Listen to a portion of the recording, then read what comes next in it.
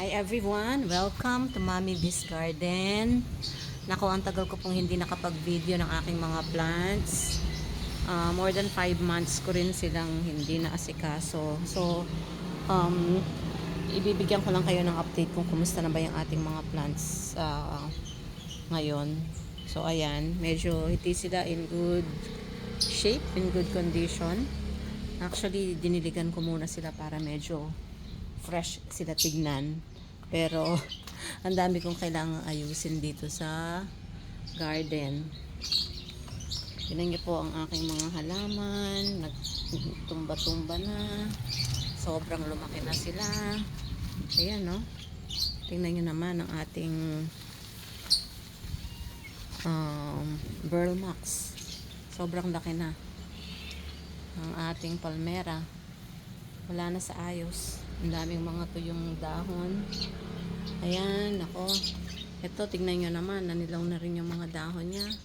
Itong rubber plant natin. Oh, sobra na sa taas. Umabot na sa kisame.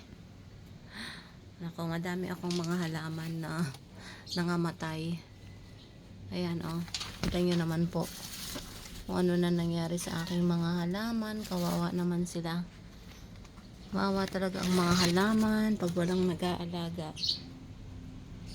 At iba talaga ang alaga ng nanay.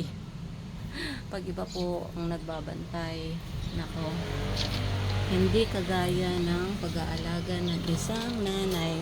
Buti itong peace lily natin, ayun o, namumulaklak, may bulaklak pa rin siya.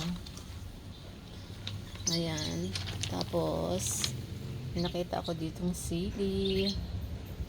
Ayan, may bunga, hinog na sili at green na sili. So ayan lang muna ang aking update dito sa garden natin dito sa Cavite. Mamaya aayusin ko to. Puputulin ko yung mga matataas na rubber plant na yan. Tsaka itong mga tuyo-tuyong dahon na to, pagpuputulin ko to para gumanda-ganda naman tignan tong ating mga plants ulit. O ayan ang ating alaga, si Muning. Ay nako, ayan ang ating mga plants. So ito ang update sa ating garden dito sa Cavite na kailangan ko talagang ayusin ngayon ngayon na.